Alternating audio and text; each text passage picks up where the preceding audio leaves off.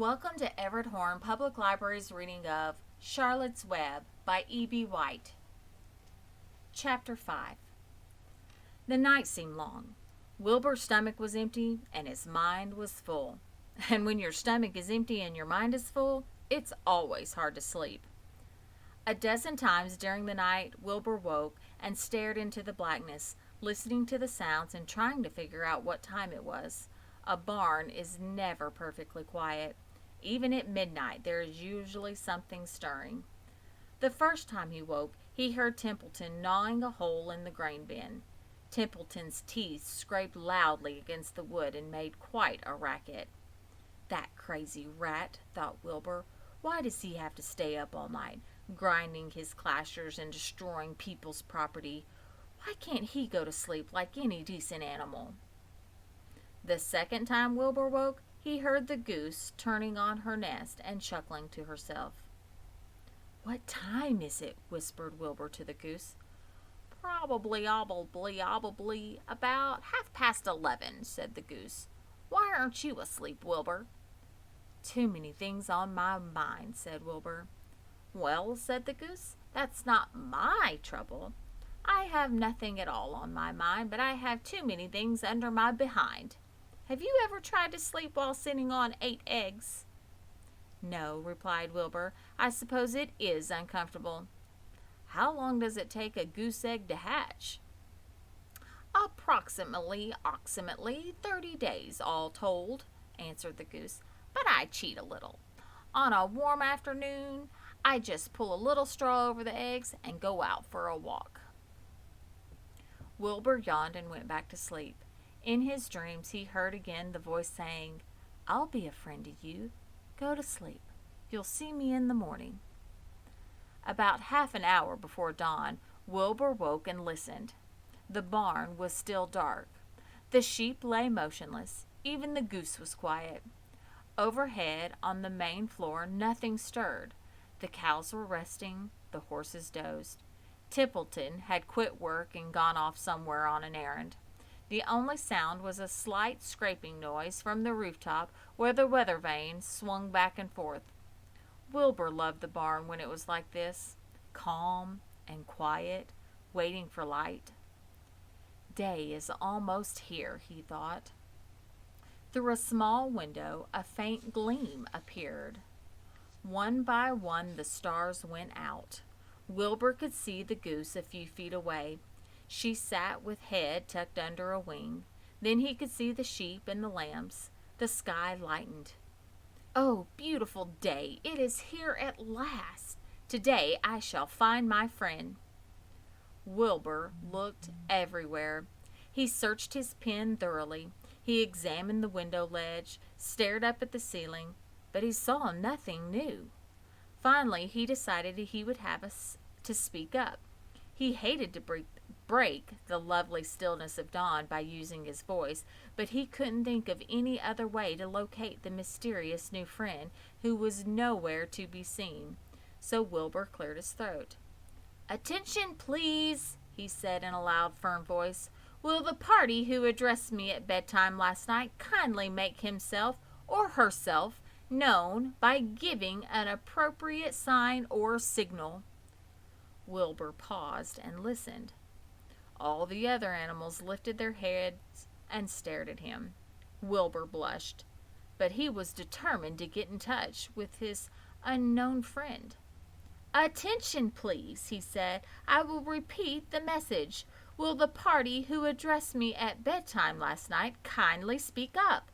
Please tell me where you are, if you were my friend." The sheep looked at each other in disgust. "Stop your nonsense, Wilbur," said the oldest sheep. "If you have a new friend here, you're probably disturbing his rest, and the quickest way to spoil a friendship is to wake somebody up in the morning before he is ready. How can you be sure your friend is an early riser?" "I beg everyone's pardon," whispered Wilbur. "I didn't mean to be objectionable." He lay down meekly in the manure, facing the door. He did not know it, but his friend was very near. And the old sheep was right. The friend was still asleep. Soon Lurvy appeared with slops for breakfast. Wilbur rushed out, ate everything in a hurry, and licked the trough. The sheep moved off down the lane.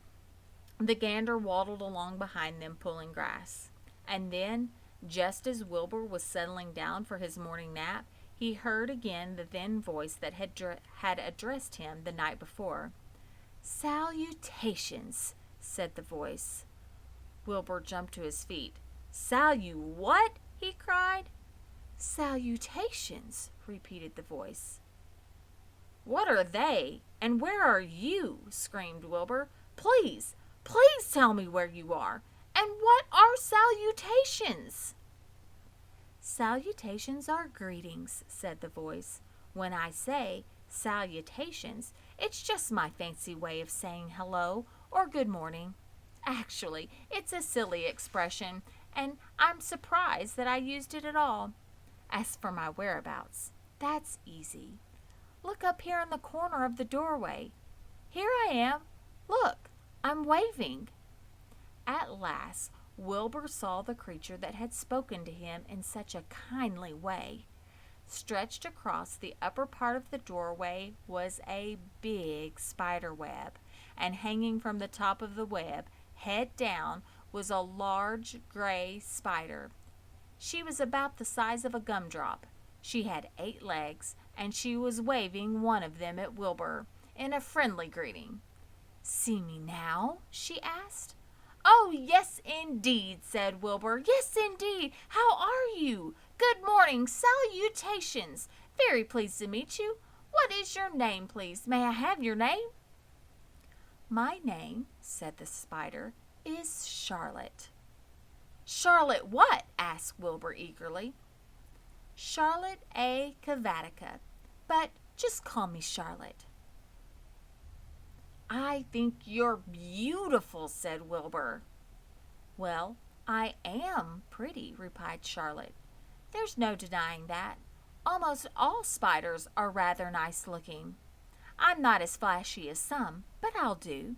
I wish I could see you, Wilbur, as clearly as you can see me." "Why can't you?" asked the pig. "I'm right here." "Yes, but I'm nearsighted," replied Charlotte. "I've always been dreadfully nearsighted. It's good in some ways, not so good in others. Watch me wrap up this fly." A fly that had been crawling along Wilbur's trough had flown up and blundered into the lower part of Charlotte's web and was tangled in the sticky threads. The fly was beating its wings ferociously, trying to break loose and free itself. "First," said Charlotte, "I dive at him." She plunged headfirst toward the fly. As she dropped, a tiny silken thread unwound from her rear end. "Next, I wrap him up." She grabbed the fly, threw a few jets of silk around it, and rolled it over and over, wrapping it so it couldn't move. Wilbur watched in horror. He could hardly believe what he was seeing, and although he detested flies, he was sorry for this one. "There," said Charlotte. "Now I knock him out so he'll be more comfortable." She bit the fly. "He can't feel a thing now," she remarked. "He'll make a perfect breakfast for me." "You mean you eat flies?" gasped Wilbur. "Certainly. Flies, bugs, grasshoppers, choice beetles, moths, butterflies, tasty cockroaches, gnats, midges, daddy longlegs, centipedes, mosquitoes, crickets, anything that is careless enough to get caught in my web. I have to live, don't I?" "Why, yes, of course," said Wilbur. "Do they taste good?" "Delicious. Of course, I don't really eat them. I drink them. Drink their blood. I love blood," said Charlotte, and her pleasant, thin voice grew even thinner and more pleasant. "Don't say that," groaned Wilbur. "Please don't say things like that." "Why not? It's true, and I have to say what is true. I'm not entirely happy about my diet of flies and bugs, but it's the way I'm made. A spider has to pick up a living somehow or other, and I happen to be a trapper. I just naturally build a web and trap flies and other insects. My mother was a trapper before me. Her mother was a trapper before her. All our family have been trappers. Way back for thousands and thousands of years, we spiders have been laying for flies and bugs. It's a miserable inheritance, said Wilbur gloomily. He was sad because his new friend was so bloodthirsty. Yes, it is, agreed Charlotte, but I can't help it. I don't know how the first spider in the early days of the world happened to think up this fancy idea of spinning a web, but she did, and it was clever of her too. And since then, all of us spiders have had to work the same trick. It's not a bad pitch, on the whole. It's cruel, replied Wilbur, who did not intend to be argued out of his position. Well, you can't talk, said Charlotte. You have your meals brought to you in a pail. Nobody feeds me. I have to get my own living. I live by my wits. I have to be sharp and clever lest I go hungry. I have to think things out, catch what I can, take what comes. And it just so happens, my friend, that what comes is flies and insects and bugs. And furthermore, said Charlotte, shaking one of her legs, do you realize that if I didn't catch bugs and eat them, bugs would increase and multiply and get so numerous that they'd destroy the earth, wipe out everything? Really? Said Wilbur. I wouldn't want that to happen. Perhaps your web is a good thing after all. The goose had been listening to this conversation and chuckling to herself. There are a lot of things Wilbur doesn't know about life, she thought. He's really very innocent little pig. He doesn't even know what's going to happen to him around Christmas time. He has no idea that Mr. Zuckerman and Lurvy are plotting to kill him. And the goose raised herself a bit and poked her eggs a little further under her so that they would receive the full heat from her warm body and soft feathers. Charlotte stood quietly over the fly, preparing to eat it. Wilbur lay down and closed his eyes.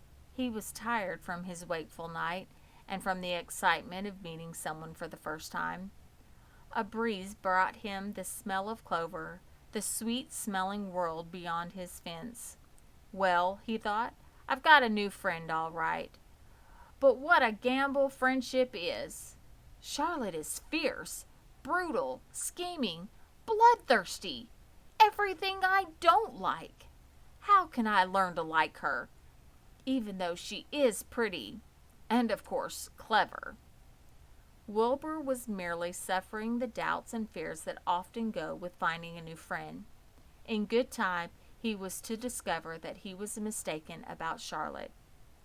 Underneath her rather bold and cruel exterior, she had a kind heart, and she was to prove loyal and true to the very end.